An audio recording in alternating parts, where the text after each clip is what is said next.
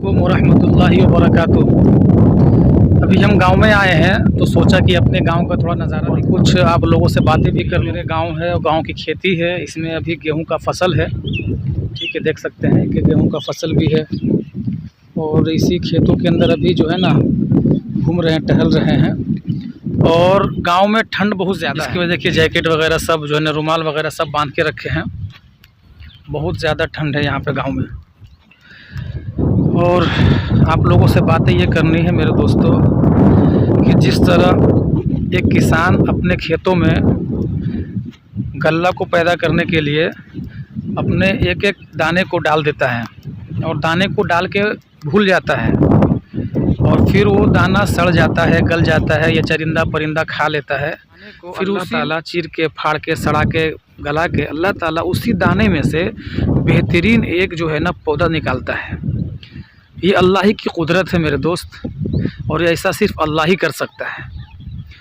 वरना जिस दाने को किसान पौधा उगाने के लिए डालता है वो दाना सड़ जाता है, वो दाना सड़ जाता है और उसी दाने को अल्लाह बेहतरीन अंदाज में निकालता है। और आप देख सकते हैं कि अभी जो दाना डाला था किसान ने कुछ दिन पहले, 15 दिन पहले, वो इस तरह से शक्ल बन के तैयार हो चुका है। देखिए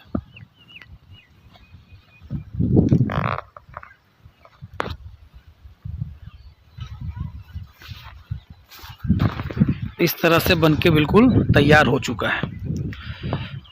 और गांव की बात अलग ही है मेरे दोस्त।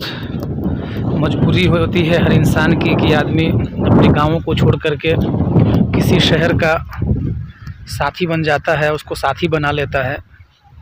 और गाँवों की बात तो अलग है। मैं आपको बैक कैमरा करके पीछे का नज़ारा दिखाता हूँ कि यही माशाअल्लाह यहाँ का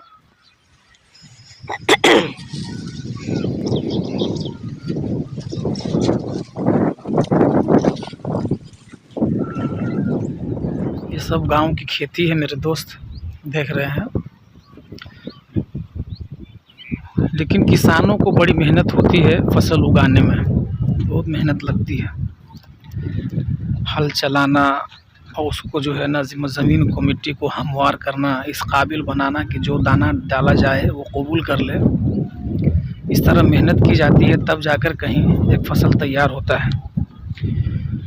जो रोटी हम लोग खाते हैं उस रोटी को आप तक पहुंचाने में या हम तक पहुंचाने में किस कदर किन लोगों ने, कितने लोगों ने मेहनत की होती है, मेहनत करने वालों से पूछिए या मालूम कीजिए कितनी मेहनत लगती है। इसीलिए खाने का एहतराम करना और इज़्ज़त करना ज़रूरी है। खाने का एहतराम करना बहुत ज़रूरी है। देखिए अभी हम जो है अपने खेत में नीचे उतरते हैं और खेत में से, अपने खेत में से नीचे उतर के उस तरफ जा रहे हैं। ये देखिए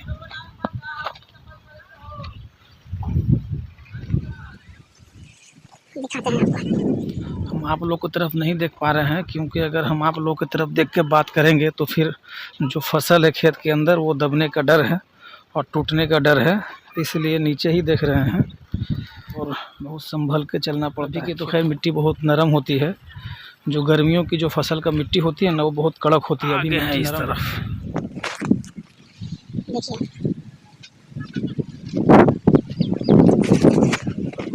दुआ कीजिए कि अल्लाह ताला ईमान के साथ ख़ात्मा करे। आज तो गांव में भी एक छोटा मोटा हादसा हो गया, और ऐसे हादसा तो अक्सर व बेशतर होते रहते हैं कि फजर की नमाज के बाद जो है एक हमारे चाचा लगते हैं, बड़े अब्बा लगते हैं गांव के हिसाब से, गांव के रिश्ते के हिसाब से, तो वही बैठ के बातें कर रहे थे। अचानक मुंह के बल गिरे और उनका सर वगैरह भी थोड़ा फूट गया, दांतें वगैरह जो है ना नीचे के होंठ में चुभ गया, जिसकी वजह से खून से लहूलुहान हो गए। उम्र भी 75-80 बरस थी उनकी।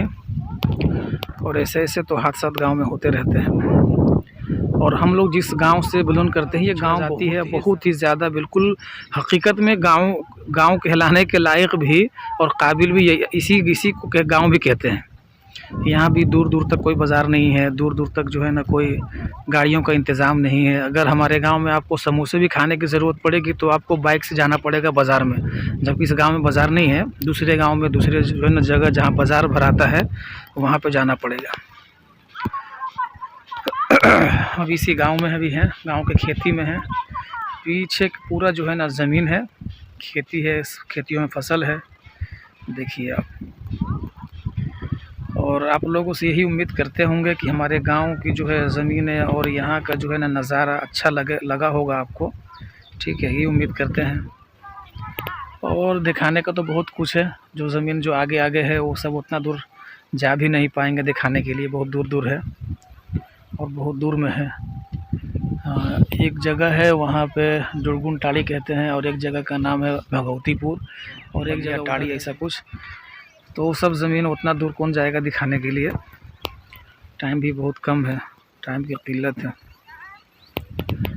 लेकिन गांव की जो बहारें हैं, गांव की जो सब्ज़ और शादाबी है, भले ही यहाँ ठंड ज़्यादा है मगर महसूस अच्छा होता है।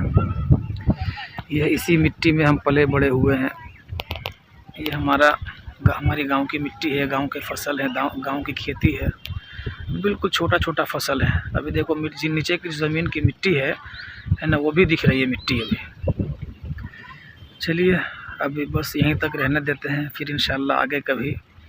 लेकिन अल्लाह ताला से जो है ना दुआएं करते रहिए कि अल्लाह जिस तरह तू एक किसान के दाने को ज़ाय नहीं करता है और उसमें से एक बेहतरीन फसल हरी भरी सरसब्ज़ और शादाबी निकाल के तैयार कर देता है, और बारहा जो है ना अल्लाह ये करता है और हमेशा करता रहेगा। अल्लाह की कुदरत, अल्लाह की सिफत है कि किसान को अल्लाह कभी मायूस नहीं करता है, और अल्लाह की मर्ज़ी है कभी किसान मायूस भी हो जाता है और उसको उसकी उम्मीद से ज़्यादा कभी मिल भी जाता है। वो अल्लाह की ताकत है किसको कम देना ज़्यादा देना। लेकिन अल्लाह ताला से दुआ करे कि अल्लाह हमें भी इन दानों की तरह कबूल कर ले और हरी भरी और सरसब्ज़ व शादाबी वाली ज़िंदगी दुनिया के अंदर, क्योंकि आफ़ियत वाली ज़िंदगी अल्लाह से मांगना ये बहुत बड़ी बात है।